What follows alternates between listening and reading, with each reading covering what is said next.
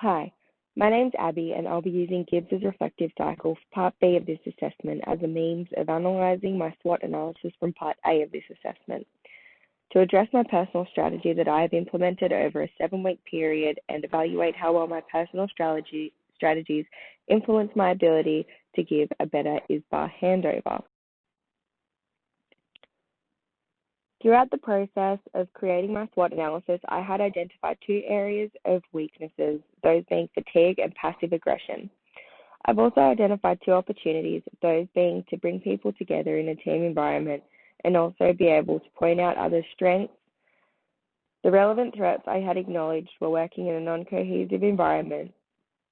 and also working with an ill-skill mix of staff. In my personal strategy,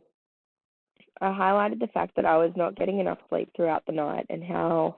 that one aspect could be affecting my ability to perform at an optimal level at work.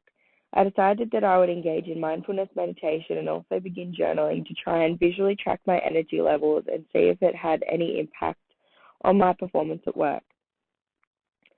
I decided to hone in on one specific skill as I felt it is a relevant aspect of being a nurse that would help with my identified weaknesses and tie together my opportunities and perceived threats. I decided to specifically focus on giving an ISBA handover whilst on work placement, as this is a task I sometimes struggle with and lack confidence. It's a specific and important task that I believe that paired with mindfulness using the OAK app and journaling would help me to deliver a more cohesive ISBA handover.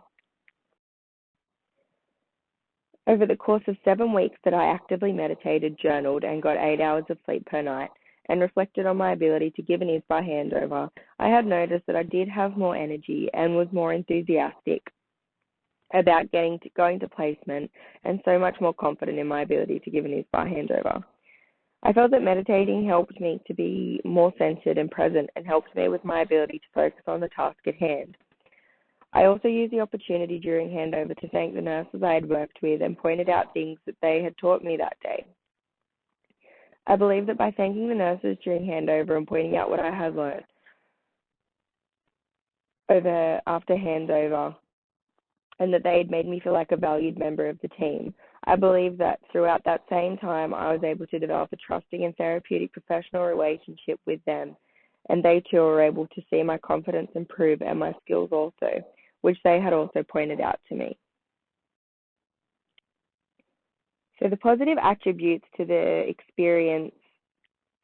were certainly that I became more confident in my ability to do by handover.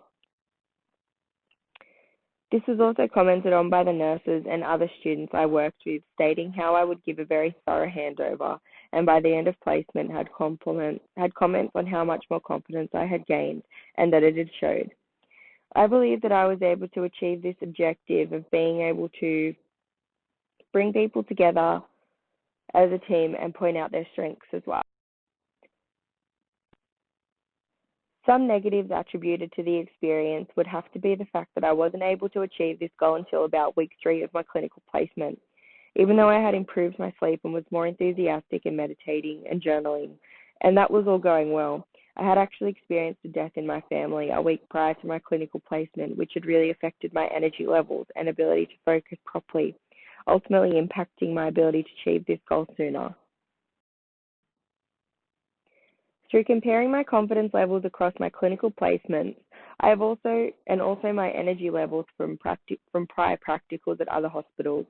I have definitely found that from taking up daily meditation, journaling, and tracking my sleep, I can see that it has had a positive impact on my ability to perform my duties, both on clinical placement and at my place of work, to a higher level. I have specifically found that I was able to confidently deliver an ISBA handover. Maybe it's a placebo effect, but I thoroughly believe that through incorporating these aspects of self-care, as I hadn't actively practiced in this previously, that it has helped me to achieve my goals, improve my fatigue, and I have definitely become a less passive-aggressive person. And I know that now that I have the ability to work with people, integrate actively as a member of the team, and step up to lead the team when required, and tie together my opportunities and threats to help facilitate a cohesive work environment that works together and utilizes good communication skills. Across the span of 7 weeks, I achieved my goal. However, during this time, I was going through a painful period, having lost my grandfather. I began to push away the grief to focus on my clinical placements. There was a period where I would just needed time out. The only thing I wish I had done differently during this time that I believe would have positively helped me was engaging in open communication. If I was open with my clinical facilitator from day one, if I had told them I'm on the ward what I was working on, working through, I could have been supported more, and others around me and the nurses I was partnered with, which could have helped me ease into the routine and helped me to perform more efficiently and achieve my goals sooner.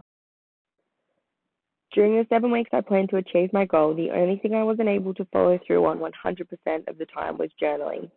And if the same issues arose again, or I found another area of specific weakness that I wanted to work on and enhance that I felt was affected by my emotions, I would make an active effort to make sure that I stuck to journaling or another means of monitoring progress that I feel could be a useful tool to better myself and my ability to practice more efficiently as a healthcare professional.